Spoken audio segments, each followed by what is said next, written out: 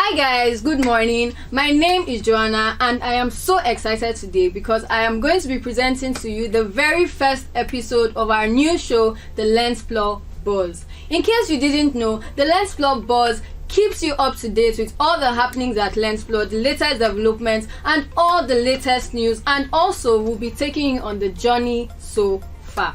So our very first guest today is none other than, drum rolls please, the Chief Executive Officer of Learnxplore, Mr. Olufemi Oladimeji. Welcome, sir. Thank you for having me. Thank you for being here today, sir. It is such a pleasure. How are you feeling today? I'm okay. It's a cold day, but we are there. The also continues. Thank you for having me. You're welcome, sir. So we know about Learnxplore. We know a bit about Learnxplore, but we don't really know who is Mr. Femi Oladimeji. So can you kindly tell us a bit about you? So thank you very much. Like I said, my name is Femi Oladimeji, founder and CEO at Learnxplore. I'm Nigerian, so I'm passionate about education. I love learning. I love experimentation, and I'm an introvert. So interviews are usually not my thing, but let's see how this goes. You enjoyed so I this think one. That's just about me. Okay, so tell us 3 things about you that are not related to Learnxplore and education. I love games. I love Action virtual games. reality. I play a little bit of PS4 and stuff. Okay. I drive. I love flying. So maybe in a different dimension, maybe I would have been a pilot or something. Oh wow, So that's interesting. I think that's like 3, yeah. Okay. So did you ever want to be a pilot or? The weird thing, the irony is that I used to hate flying, but now I think I kind of love the sound of planes and the idea of just floating. Yeah. Okay. Thank you so much. So now we know who Mr. Femi is. So now we're going to be going into Learnxplore. But before then, I would like to know, why did you go into the educational sector? I mean, it could be any other thing. It could be agriculture. It could be anything. So why education? Thank you very much. Basically, my growing up, my mom was a teacher in Ondo State then, and then I kind of got used to teaching. I think I kind of got familiar with the challenges when it comes to the education in Nigeria. So even prior to COVID-19, we've always had this idea of introducing, learning, making it easy for kids to learn. I mean, then I think I used to be a computer teacher then, during my NYC in Kebbi State. So education has always been like a fun thing for me to do. So a form of way of making impact, giving back to the society, I think. So it has always been a passion. Yeah. Always been a passion. Interesting. So prior to Learnxplore, was there any other educational startup that you had? Yeah, we had Life Learners Nigeria Limited. Okay, what was that about? We were mostly focused on just training, physical training. We had a STEM lab. Okay. We organized trainings for civil servants, for corps members, and we go to schools then. So, but that was before COVID. So, but I mean, if there's anything COVID taught us, it was to actually use technology, which is like seeing the possibility of virtual learning. And so, because I mean, during COVID, we had to shut down for almost 3 to 6 months. So lost revenue, we couldn't pay salaries, so we had to practically close up the company. So, but then from that ashes, sort of, was what actually gave birth to Learnxplore. Yeah. Okay, thank you. So what was was it the pandemic that was that moment? Most people have this defining moment, that moment where you just get, it's like, okay, this is the next thing, this is going to be it. So was it the pandemic for you, or what was it? What was that moment that just hit you like, okay, online learning is the next thing that I'm going to do? Like I said, before COVID, so we had Life Learners, and so very successful company, and we were actually very profitable. So, but then we had this events that kind of opened our eye to the possibility of moving everything offline. Yeah. So we had tried to move our WAEC stuff offline before. I know we had like an app called Tester then. So, but after COVID, we practically just focused on e-learning, virtual learning. So I think I would say COVID. So the idea that COVID was not the first pandemic globally, and then the possibility of another pandemic occurring in the future. So, and then mixed up with the idea that globally, virtual learning has become like a norm, even before anything about the pandemic came to be. So, we just told ourselves, okay, in Africa, it was time for us to start, like, getting used to learning online. And so that was, I think, what begat Learnxplore sometime in late 2021. Okay, so how old is Learnxplore now? About 2 years? Well, officially, as per the records, so I mean, the company was supposed to start sometime in December. So, but we actually did not start the actual operation, building of our hub, getting out there until 8 months ago. Oh, wow. Yeah. Wow, interesting. So, after you had this idea, how did it all come together? Like how did you take the idea and execute it? Thank you very much. Basically, Learnxplore is not a one-man business. So I have two wonderful co-founders, Joy, our CEO, and then Emmanuel, our CTO. So it was, first of all, it was I and Joy that first came together, had the idea of how to implement our learnings from life learners, how to bring it into Learnxplore. So we started by actually sitting down, drafting lots of goals and objectives. We did surveys to be sure that we understood what we wanted to do, customer analysis. I think Joy was doing her MBA then, so it was nice to at least use Learnxplore as a case study also. So I think she was focusing mostly on use of tech by startups. So it was just like a fusion. So then, after registering the company, doing some form of surveys, we started crafting the business plan.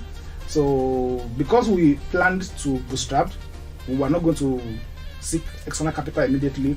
So we just focused on just working within the resources that we had. Was that easy for you? No, it was not easy. It wasn't easy. But I mean, we pulled through. So we had our MVP sometime in September. Then Emmanuel had joined us, because I mean, before Emmanuel joined, then we had lots of back and forth with virtual tech guys, and so we had paid almost $1,000 to a guy in India to build our MVP, and the guy kind of disappeared with our money and everything. So, but after trying to just shut down, I mean, maybe Joe could have just gone to go and sit down in one beach, and I would have just gone to go and retire to my farm. But then we kind of put through, motivated each other, and then fortunately we were able to get Emmanuel. Emmanuel was in Lagos then, so convinced him, shared the idea with him, and then he moved to Abuja, and then it's been great since then. Okay, thanks. Okay, it has been a journey. It has really been a journey. So my next question is, why was it scary for you going into edtech? Because you could have just set up a regular school. Everybody needs education. You would have had children come to the school. So was it scary? Because some parents, not all parents are, for online learning. They may think, distractions and all of that. So was it scary for you going into edtech and online learning? Well, I wouldn't use the word scary. Like I said, I grew up with a parent that was a teacher, 35 years, and that experimented, like most core members, had done some physical training myself. So, and then we've done, we had life learners. So it wasn't really scary. On one part, maybe on the experience part, but of course, like every new venture, you want to actually be sure you don't put your money in a business that you're not sure is going to be successful. But then in Africa, education is quite a very, very risky business, if I use the word risky in quote, because if you look at it this way, when you want to do educational technology, you think of the technology aspect of it. Yes. So, and then when you now look at the infrastructure in Nigeria, even most part of Africa, light, power, internet connection, having the tablet, having the phone. So you look at all these things, and then you just tell yourself, if you build something, just like being a chef, and then your users may not have enough plates to eat, to come eat in your restaurant. So that was like a major concern for us, because when you look at it, if we build something, then it relies on, for example, Learnxplore. We have a mobile app, then we have the offline content. So now the mobile app focuses more on you actually going online using your phone, Android, iPhone, to access our app and then learn, do assessments, have fun, interact with other users. But then we have to assume that users have smartphones. Yes. Now smartphones are not cheap, and they are not easily accessible. Yeah. So that became another issue on its own. So it's just like, when normally we'll have just focused on what we are trying to create, we also had to think about the users. What would they use to learn? Would it be a desktop? Would it be a mobile phone? How smart should the phone be? How engaging should the content be? How long should the content be? So when we every challenge we anticipated, we had to sit down, the three of us, and then we kind of find a way to make sure we prepared for those problems. So because definitely, like any entrepreneur, you want to actually put yourself in the shoe of the actual user. So because now, like I said before, we did not try to start by building the content, by building the app first. We did a survey, so we actually understood what the customer wanted. So it's like working backwards. Okay, we've spoken to the customers, lots of school owners, school kids, and then we were now trying to build based on our experience. Okay, that if we are going to use technology to learn, you need a tablet. So when we introduced our MVP, then sometime last year, we had to deploy tablets to partner schools. So normally, one of our business model involves going to a school, working with that school to actually introduce Learnxplore as part of their curriculum. Now, because Learnxplore is designed to actually be a companion in the learning, so we don't compete with schools. We are more of a companion. So we get the official curriculum from NERDC, that's the national curriculum, and then we also speak with the school owners, understand their model of learning, and then we use that as our major foundation for building our content. So when we go to schools like this, we just provide them with a tablet, with sometime an MTN MiFi, and then we also ensure sometimes we give them a projector. So we've had schools that had 100 students, some had 300 students. So based on the dynamism of each school, we can choose to give you 5 tablets or 7 tablets or 2 tablets. So at the end of the day, for each school, we try to understand what the needs are and how we can be sure that even when we give them those contents, we also provide the necessary infrastructure. So how do the partnerships work? Yeah, thank you very much. Now, basically, any school that shows interest, we visit the school, we do a survey, so understand the space, the security, and we also gauge the interest. So some schools, most of the schools we've actually worked with don't have a specified space for e-learning, like they don't have a computer lab. So for that kind of model, we provide the tablets in carry-ons, in bags, so you can charge the laptops, the tablets in your house, bring them to school, and then take them from class to class. So we work with the schools to ensure that the time for using the tablets are kind of included in their timetable. So in a school, in an average of 1 hour, 2 hours in a week, they get to use the tablet. So the idea is that once a school subscribes to our content, they don't just have the opportunity of getting the content as it is. They also have the opportunity of growing with us as we grow with them also. So because it's more of parents want their kids to learn using technology. Yes. So parents get to pay a minute amount of money per term, and then schools end up not paying any amount at all. The computers, the tablets, the devices remain the properties of Learnxplore. Okay. That way, there are no costs now or in the future to the schools themselves. Yes. So the parents are the ones that bear those expenses, and it's usually very minute. So the maximum normally for an individual student per term is 2,500 naira. But we do also reduce that based on the different psychographics. So for example, we have schools in Ogun where we charge as low as maybe 1,500, 2,000 per student per term. Yes. And then we have schools also in Abuja, in Lagos, where we charge as high as 3,500, depending on the psychographics. Yeah. So that way, the idea is that affordability. Can they afford it? And what are they affording? So because we have the basic content, and then we have coding content, we have the ones that teach you about money, teach you French language. So some schools just want the basic STEM content: science, technology, engineering, math. So basic mathematics, English, basic science, and a little of what we call our virtual Zoom, Go Zoom. And then some schools want coding. So at the end of the day, it depends on what the school wants. So we create the content, we provide the infrastructure, and then we make it affordable and accessible to them. Yes. And it's been a wonderful business model so far. Okay. So you mentioned the Gozu and the Money and Me section. We are going to come back to that because I have questions on that. So it's safe to say that Learnxplore is not competing with traditional school. It is just an additional form of learning for the children. Of course, yes. We don't see ourselves as competitors.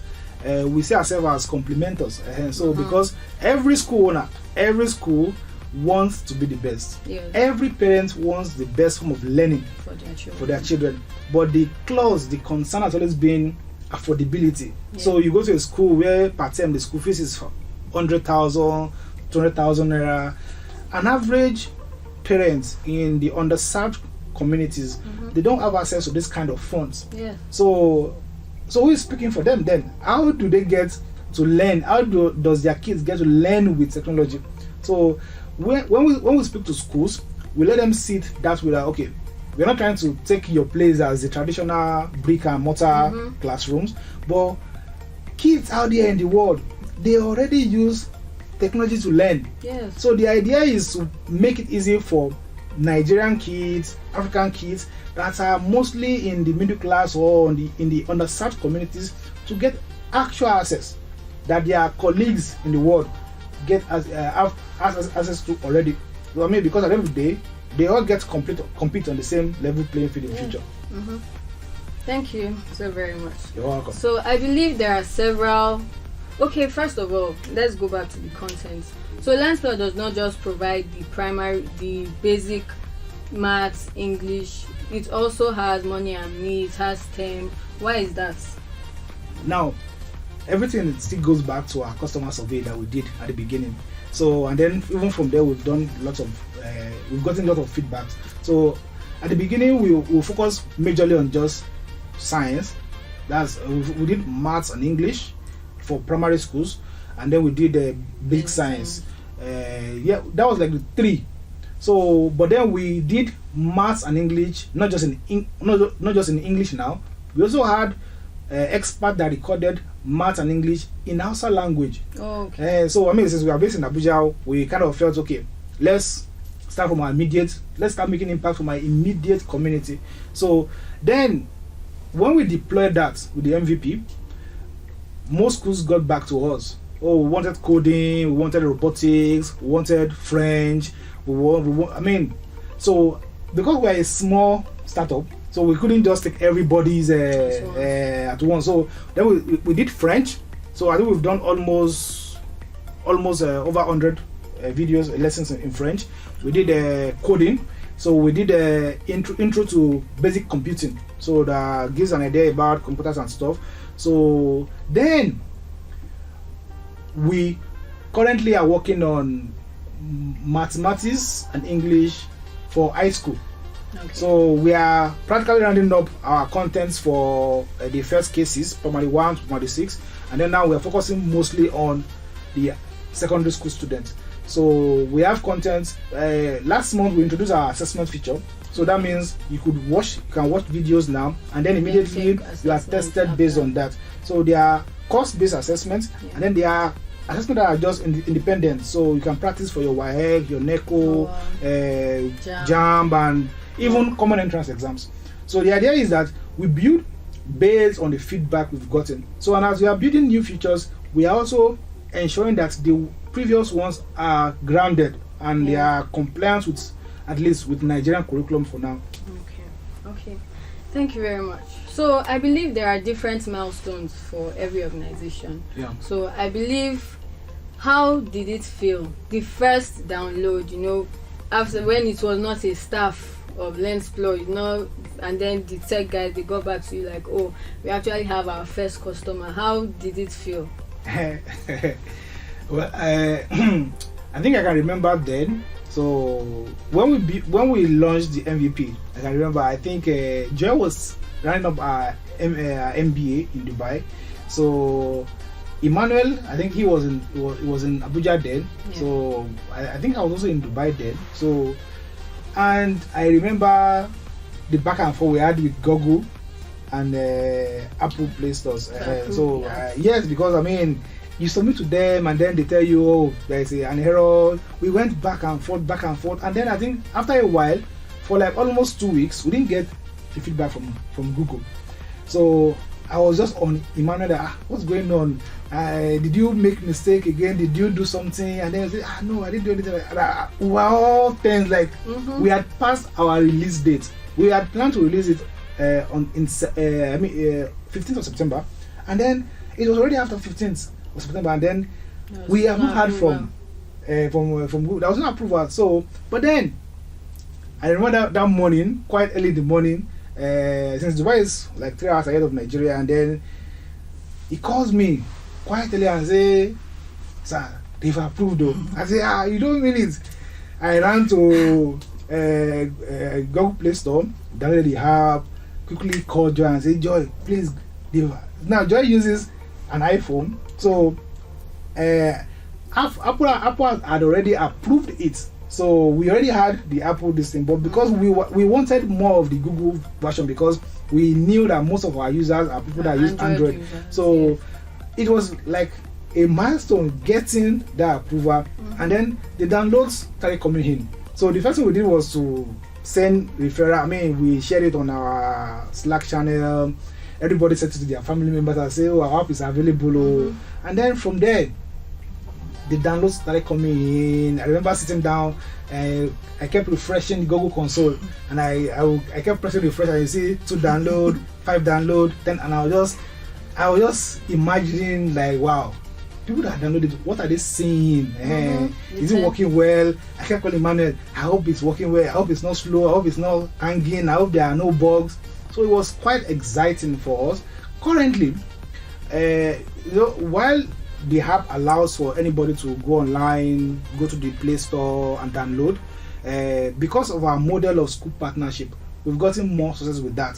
For example, now, on average of our schools have 60-70 pupils, and then we have over 1,000 users now within just the schools alone. So that's like a huge metric for us. I mean, between September, because like late September when the app we finally got their approval, and now having to know that okay, there are over 1,000 Nigerian students that actually use our app for an average of at least an hour every day within their school curriculum, gives me some amount of satisfaction, knowing that we were able to achieve that in just a short while.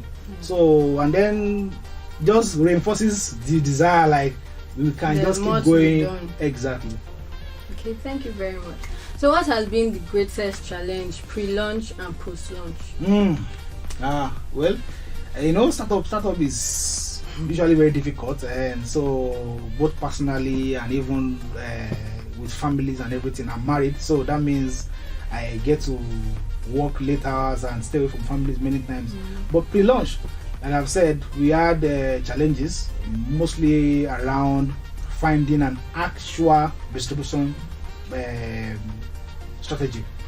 Our go-to-market strategy was relying on acquiring users from the internet, social media, paid marketing. Now, because we are quite a young startup, we couldn't just start throwing lots of money into advertising. So we were able to get access to one of the NAPS conference in Akure then. So that was like our launch pad. So because from that conference we actually had access to over 10 school owners, and so from them we've gotten referrals. So the challenge was quite easy to like overcome pre-launch. But since launching, now remember, the concern about infrastructure is like a major thing. So we have to keep changing our model. At one point we were giving we pay monthly internet sub for our schools free. We handle that payment for the first 3 months, and then they have to handle it. But then bearing in mind that it may not be easy in the short term, so we switched to taking most of our content offline. So when we give you the tablet now, it has at least maths, English, and basic science already downloaded offline within the app. Partner schools. Yes, partner schools. So that way, when the student gets the tab now, they don't need to worry about internet immediately. So they can start learning without having to pay for subscription. But then, every time you solve one problem in startups, another one starts again. So now we have assessment feature. Assessments are typically online, so that means you need to actually log in and take those assessments.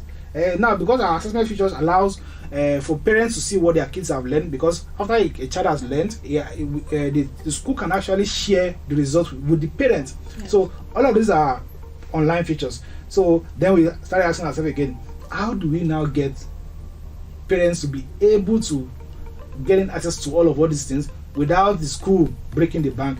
And that is one of the things we're trying to solve now. So issues around power, we have to get tablets that had enough battery capacity so that at one charge it can actually serve over time. So we made sure that our videos, our contents are bite size. So that means 3 minutes, 4 minutes. So it makes it quite easy. So there will always be challenges, but we'll keep solving it as we get there.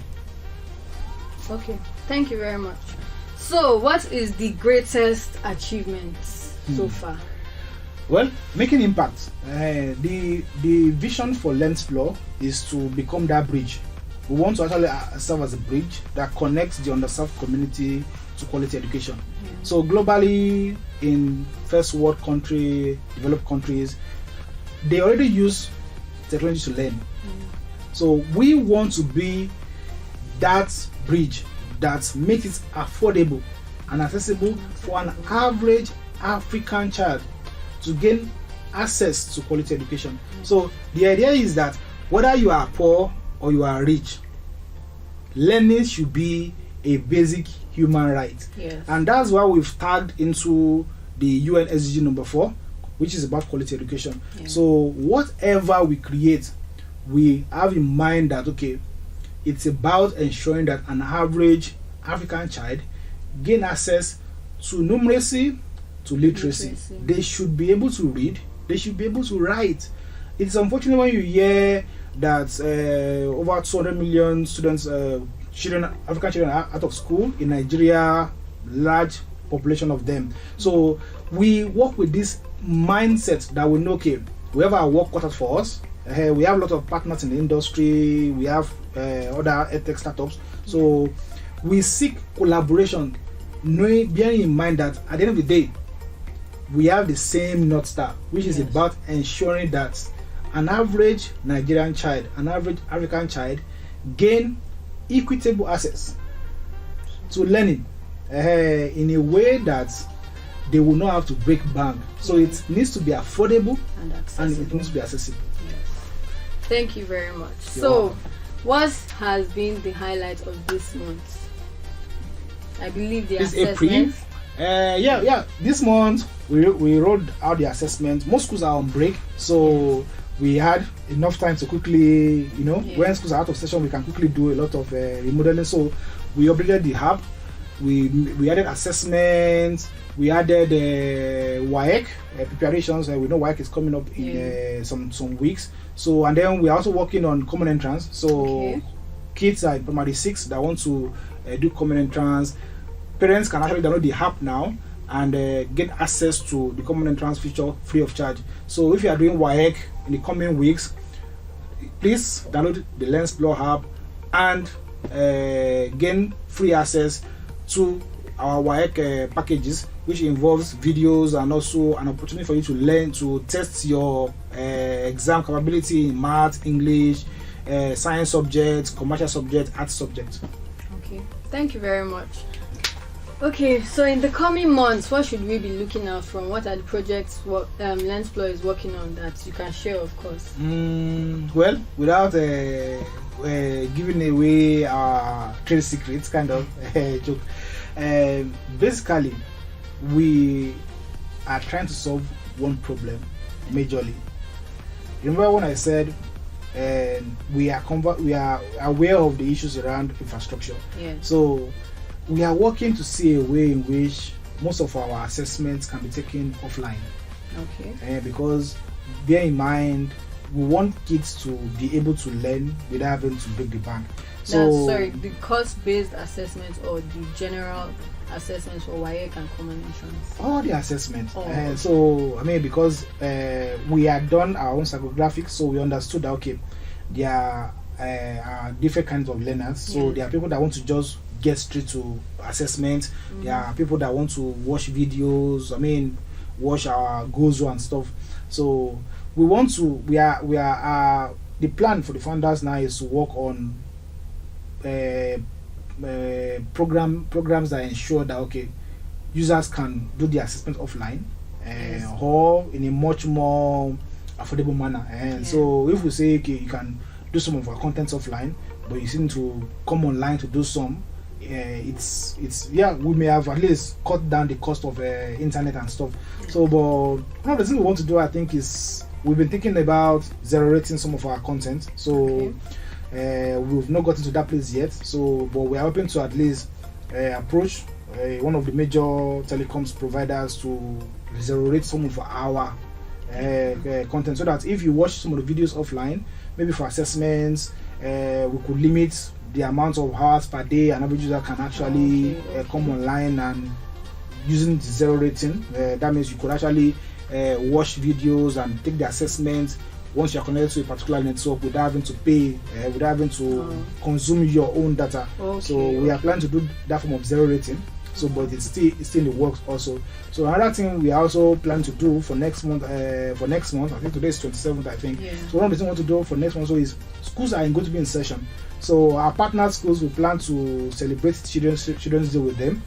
We plan to do some debate series, quizzes and stuff. So the idea is we are a community, and we recognize the impact our partners make in being like the entrance point for many of the schools. It's quite difficult to get to parents ourselves, so we can't get to parents ourselves. So we go through our partner schools, who in turn actually introduce our content to the parents. So we are grateful for all of this. So we want to organize events to mark the Children's Day, to ensure that at least our partner schools feel the community. So we are also going to be launching our teacher training series. So most of our contents about the teacher training series. Thank you. Most of our contents are currently around students, primary, secondary school students. So we also understand that teachers also are quite very important. So we'll be creating a series of videos targeting teachers' continuous professional development, so that as you are teaching your kids in class, you can also take the same tablet when you're not teaching your kids in class. You can also use to learn also. So the idea is we tell our partner schools, as they grow, we grow with them. So as your population grows from 200 to 500, we also grow with you. So the more products, the more services we're able to render, it serves as an opportunity for you to tell parents, oh, we have these now, bring your friends, bring your siblings. That way schools make more revenue, and then we are also able to make more revenue also. So it's more like a symbiotic relationship. So thank you very much. So do you have any quotes that you live by? Anything you want to share with us? Any word? Well, I have a quote, and it's I don't know. Is it more like a saying? I can, I will. I can, I watch will. Me. Okay. So I can, I will. Watch me. That whatever we set our mind to do, we will do it, and all you can do is just watch us do it. Thank you so much, sir. It has been a pleasure getting to know you more and getting to know Learnxplore. Okay, sir. So you've said a lot about Learnxplore. So how can we access Learnxplore? Thank you very much. Basically, Learnxplore's app, also called Learnxplore, it's available both on Google Play and also on Apple App Store. So basically, go to the App Store, search for Learnxplore, download the app. Registration is quite very easy. So put in your phone number, your email, and your password, and then select your learning objective. So we make it easy for you to select what you want to learn or what your end goal is. So that way, using machine learning and AI, we are able to suggest to you particular series of contents to learn from, and then you start learning. Currently, we've made free our assessments for WAEC and WAEC and JAM preparations. Also, we've also made free the contents for math and English. So downloading is quite easy. It's quite a very small small size app. So, and like I said, the videos are bite-sized. So an average video takes maybe 3-4 minutes. Straightforward, high quality, interactive. So the idea is, parents, guardians, please download the app. It's good for kids. It's good for people preparing for exams. So that's how to get Learnxplore. And then schools that also want to partner with us can also contact us. And we are doing a lot of programs currently. So schools don't pay any money. They don't pay 1 kobo. So we come to their schools, we deploy the solution. The infrastructure remains our own. So the tablets, the projector, whatever we give you is ours.